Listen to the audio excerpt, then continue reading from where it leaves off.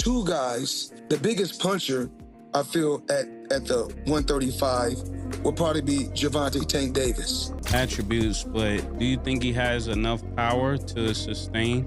Well, it's really all about skills.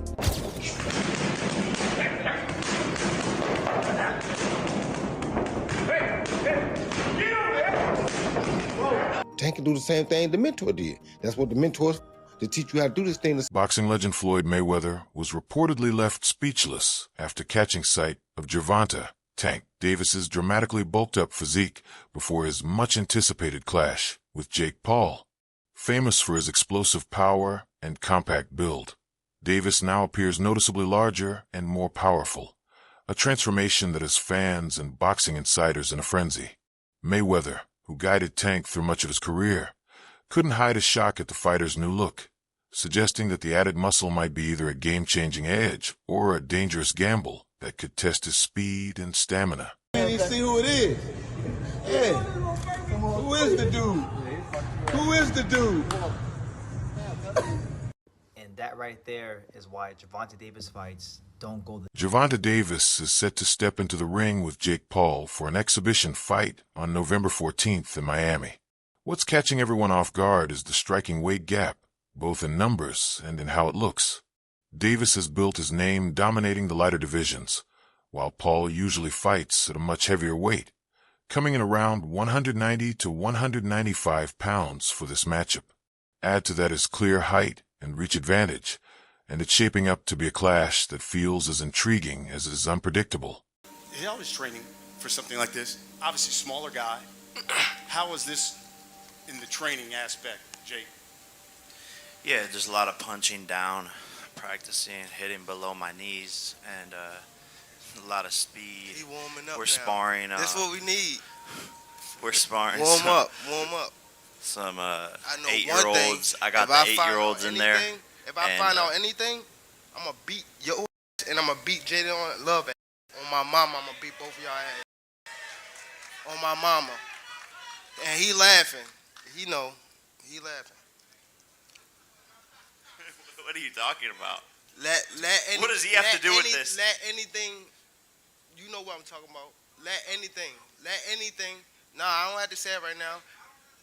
Don't worry about it. I don't got to say it up here. Let anything happen. And I'm going to show you and him. Bet. Despite all the flashy promos and entertainment-fueled hype, those close to the scene say Gervonta Davis is treating this fight with real seriousness. People who've seen him train describe a version of Tank that's laser-focused and fierce. Analysts watching him at press events point out his calm, sharp, and determined energy. For Davis, this isn't just about the paycheck. It's about pride and purpose. A win over Jake Paul could catapult him into massive mainstream fame and cement his crossover power. Some even believe Davis sees this as a smart move to reach beyond hardcore boxing fans. And while critics write the event off as spectacle, Tank looks determined to prove he can mix showmanship with real fight spirit. His preparation reveals a man intent on shaping his own story, not being swallowed by it. And you can tell, you can just look at him and tell, like, no, this dude he's going to get this money for sure because there's so much money out there to be had. But Jake Paul better be not playing around, man. Not get cute, not play any games. Don't hit him in the back of the head. Don't rabbit punch him. Don't do any of that stuff, man, because Mike Tyson, first of all, Mike Tyson, a lot of people think Mike Tyson was pulling punches on Jake Paul, and a lot of people think that Anderson Silva was pulling punches on him too. You're not going to have a little Gervonta out there pulling punches on you, man, if you're out there playing games. So, I don't like the fight at all. However, as far as it being an entertaining situation, I almost guarantee you that fight itself is going to be entertaining. That it's going to be something that you look at and you're going to say, man, everybody's going to watch it. Everybody's going to want to know what happens in it. But at the same time, it's kind of like what people think, when you see a car crash, like you're driving down the road and all of a sudden the traffic gets heavy and you're like, man, I'm going to be in traffic for a long time. And then you drive forward a little bit and then you see, oh, oh man, this is some accident on the other side of the road and everybody just slowing down to watch. That's the type of entertainment that you can expect from this fight between Gervonta Davis and Jake Paul. There's going to be a lot of people watching it, but I got to say, man, you really can't blame the guy on what he's doing. And there's a lot of criticism flying on Gervonta Davis. It's not Gervonta Davis's fault that boxing took this turn. This turn of these exhibition fights and people not caring about the belts and all of that stuff came with Floyd Mayweather Jr. Mayweather has often reminded fans that Gervonta Davis is far more than just a knockout machine. He's a complete boxer with skills that reach well beyond pure power. He's praised Davis as one of the hardest punchers in his entire weight class, admiring the raw force behind every shot. But Mayweather also issues a warning. Power alone isn't enough. Without nuance, defense, timing, footwork, and ring intelligence, that strength can become a trap, a one-dimensional game. Still, in Mayweather's eyes, Tank stands among the best pound-for-pound fighters in the sport today. Do Inouye deserve to be in the pound for pound? Absolutely. Do Terrence Crawford deserve to be in the pound for pound? Absolutely. But what about Gervonta Tank Davis? He deserved to be somewhere also in the pound for pound. Why don't they give him that credit? Because he was affiliated with me. Floyd Mayweather played a huge role in shaping Gervonta Davis early in his career, back when Davis was signed under Mayweather Promotions. Mayweather wasn't just a promoter. He was a mentor, teaching Tank how to think inside the ring, stay calm under pressure, and handle the business that comes with being a star. But as time passed, cracks began to show in their partnership. What once looked like a tight bond eventually grew tense, and by 2022, the two decided to go their separate ways. You black, giving back. So I was working with, I got a fighter, one of the best fighters out there today, Gervonta Tank Davis. Right. I got it when he was young. I put him in a position. Now he's 3-time world champion. The tension goes far beyond business now. It's personal. Once like family, Tank has claimed that Mayweather became controlling, always putting him in no-win situations, cutting into his earnings, and never allowing him to truly shine on his own. Davis says Floyd struggled to celebrate anyone else's success, and at times, frustration boiled over so badly that he even called him a scumbag. Floyd don't never want to see no one like a fighter do better than them. How the say Terrence Crawford should fight? Benavidez. That don't make no fucking sense. He don't never want to see nobody be better than him. I'm telling you. Who's next in line? This one, next in line. Is there like The last question, guys. is there like a love-hate for like yeah, fighter? Yeah, I love the fighter. Like, I ain't gonna lie, if he was like chill, like he'll be the smoothest. But he's not. You know what I mean? He's a great fighter. And my bad. And you're good, man. And he because I don't want to say like he's just a scumbag, but it's like he's a great fighter, and sometimes he can be good, but it's like it's always I'm this. According to Davis, Mayweather's ego often overshadows the humility you'd expect from a seasoned legend. When a reporter once called him one of the greatest, Floyd didn't hesitate to correct them. He said he was the greatest ever. That relentless chase to protect his legacy, Davis believes, sometimes comes at the cost of honesty and perspective. You're backed by arguably one of the greatest of all time, right? What are we rating ourselves on? What are we rating on? Okay. Well, we're going to know in the least amount of fights. I didn't have to have 70 fights or 150 fights, 300 fights. Did I not beat the most world champions? Yes, you did. Okay. And in the least amount of fights? Yes, you did. Who got the highest gate? Floyd Mayweather. Who made the most money? You did. Who was the most accurate fighter of all time? You were. So it's basically saying that... The greatest of all time. Okay. All right. just a guy with a job. I have a job, though. So who would you fight next? And guess what? Your job don't pay like my job. Well, it depends. Your job don't pay like my job. That brings me to another point. I can make $200 million in 18 months because I want to. Because I want to come back and steal some more money. I'm in a whole new era, dominating That's right. fighters. And he's a whole new fighter, Floyd. A whole new fighter. Oh yeah. And when I beat him, what they gonna say? Oh, well, we knew this was gonna happen. Floyd Mayweather was a bigger fighter, or he can outbox him, or this. It's always excuses. Bernard Hopkins didn't hold back when talking about the influence of Mayweather Promotions on Gervonta Davis. In his eyes, Tank wasn't held back by talent. He was held back by Floyd's heavy hand. Hopkins described Mayweather's control as a cage disguised as guidance, urging Davis to break free and carve his own way. Coming from a legend like Hopkins, it was a bold message, a warning about the risks of being managed by someone whose ego can overshadow a fighter's growth. Tank on saying, hey, this is my career. You had yours. I respect you from buying me a chain, buying me this, buying me that, take me on a jet. All that's great. But at the end of the day, I'm only going by his interview. You seen it and I seen it. Thank you, Floyd Mayweather, for all the things you gave me. If the intentions was you just looking out for me. But I got an opportunity to fight this big fight.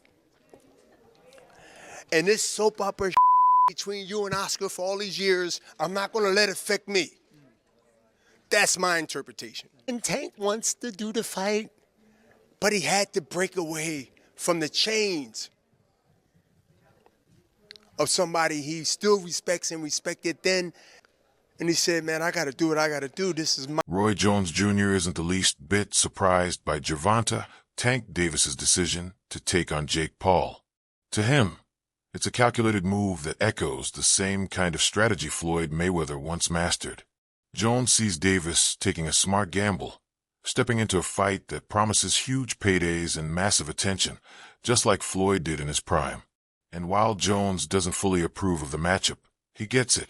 He recognizes the mix of business savvy and personal ambition fueling Tank's decision, a move that's as much about legacy as it is about the spotlight. Tank can do the same thing the mentor did. That's what the mentor is for, to teach you how to do this thing the smart way and not get you hurt, not have to take no risks, not to take many chances. Everybody had their own mentors, their own pound for pounds, their own people they want to be like. If he want to be like that guy that y'all say is great and was one of the best ever, why can't he do it? If he make if he make 50 to 100 million fighting Jake Paul, they'll be cool with it because they're cool with you making money. That's what the fan bases are on now. They have put you just making money being good. Back in our day, they won't be cool with that. You had to prove you was the best. They thought you fought because you wanted to be the best of the division or the best of your era. I want to be the best in my division. As a matter of fact, I want to be the best around my division. Not just in my division, even around my division, I want to be the best. Today's fighters, they have been taught that that's not the way to do it nowadays. Mm-hmm. Nowadays, go for the bag. So everybody is going for the bag. Trainer Greg Hackett didn't hide his frustration over the flood of backlash aimed at Gervonta Davis. He believes fans today are quick to tear fighters down for almost anything, without ever considering what's happening behind the scenes. Hackett stressed that if Davis wants to face Jake Paul, that's his choice, and it deserves respect. After all, no one outside the ring truly understands what drives a fighter or the battles they fight beyond the gloves. To Hackett, fans should stop trying to script who gets to fight whom and start recognizing the dedication it takes to stay at the elite level. His words echo a growing sentiment among trainers and athletes who feel social media has turned boxing criticism into an endless sideshow. Number 3, the retirement. I mean, the backlash is just what people do nowadays. That's just, you give somebody a keyboard, you give them a phone, and they able to hide their face. Yeah, they gonna have a field day. The backlash I get, I understand. What'd you say, number 2, not fighting Shakur? Yeah, he's saying he'll never fight Shakur, that he ain't gonna do him no favors, that he ain't gonna help him make no money because Shakur broke or something like that. Something along those lines. Yeah, I don't get all that. That's, you know what I mean, that's against the game. Like, you know what I mean? You at least owe that fight for the game. You know what I mean? You owe the rematch to Lamont for the game. But you owe Shakur for the game just because of the 2 style matchups. You know what I mean? But if he feel like he don't gotta fight him, guess what? We can't sit here and just go crazy about it, but it is kind of crazy. It is kind of corny. You know what I'm saying? If he not gonna fight Shakur, and if he's standing on it like I'm not ever gonna fight you, I'm not doing you no favors. All right, but then again, you know what? I don't know what them guys got going on. I don't know what they've been through personally. You know what I'm saying? But would I love to see that fight? Hell yeah, I would love to see that fight. And then number 3, you said what? You said retirement. The retirement. Oh, boxing. Boxing. They're around. They're around. It's always gloves around. It's on you. It's on you. I'm chilling. You all right? Yeah, get with me. I know. How you feel? Dark skin boy. That's my man. The retirement is like he done a lot in his career, right? Not everything, but he done a lot. What people don't understand is this business is a lot. This whole experience is a lot. The shit these fighters go through is hard to explain. It's hard to explain because people, they can't see it, so they can't understand it. But it's stressful to the fighters because they coming from just getting ready to fight in the amateurs, being prepared, going out there, win, get it done, celebrate, all right, we back to the next camp. To now, marketing. You're talking about marketing. You're talking about lawyers. You're talking about all this shit that you just never imagined. You're like, why do I have to deal with all of this? Former world champion Paulie Malignaggi has never been shy about sharing his views on how boxing is changing, and his criticism of Gervonta Davis's upcoming exhibition against Jake Paul is no different. Malignaggi argues that fights like this chip away at the sport's authenticity, saying knockouts lose their meaning when they happen between mismatched opponents. He believes these spectacles mislead casual fans into thinking they're watching true competition, watering down what professional boxing really stands for. In a chat with Chris Algieri, Malignaggi pointed out that while these events might entertain the masses, they blur the line between showmanship and sport, fueling a growing tension between boxing's rich tradition and its new era of entertainment. Knockouts, dude. Knockouts. People like knockouts. They don't care if you're knocking out cab drivers. Look at Jake Paul's career. You can manufacture that though. You can manufacture that though. You can manufacture. You can't manufacture. To a degree, you can. To a degree. I mean, you can't. Yeah, Gervonta legitimately cannot get knockouts. I agree. He can punch, but there's a lot of limited knockout artists though, man. He's one of the least active punchers in the game with the highest knockout percentage of current heavyweight. But if he was a real knockout artist, if he was a real knockout artist, prop him up against the best of the best. Felix Trinidad was a knockout artist. He was knocking out the best of the best. If you're a real knockout artist, prop him up against the best and show us how he smokes them. But the way we did when Felix Trinidad was doing it. You know? The way they did when Mike Tyson was doing it in his prime. Okay, say what you want about the Mike Tyson era. He knocked out everyone from 1986 to 1989. Everyone got knocked out. Everyone.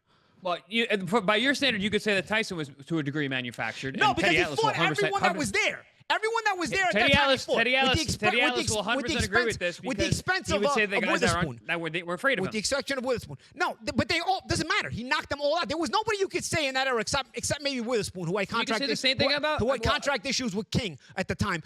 Except for Witherspoon, there is nobody Tyson didn't fight in that era. He knocked them all out. You can't say like, oh, but if he would have fought that guy, I don't know. No, with Davis, there's guys right now that have been hanging around for years. Yo, dude, when you gonna fight them? The lightweight division was stacked with talent. Even at 130, it had a lot of talent when he was there. Didn't fight almost any of them. So it's not the same thing as the Tyson era. You want to say anything about Tyson era? Fine. It wasn't as high level or something. He still knocked out every. Boxing commentators show as the adult offered a more hopeful spin on the upcoming exhibition between Gervonta Tank Davis and Jake Paul. At first, he doubted Davis could overcome the size gap, but his opinion shifted after watching Tank at the press conference. Calm, sharp, and fully aware of the moment.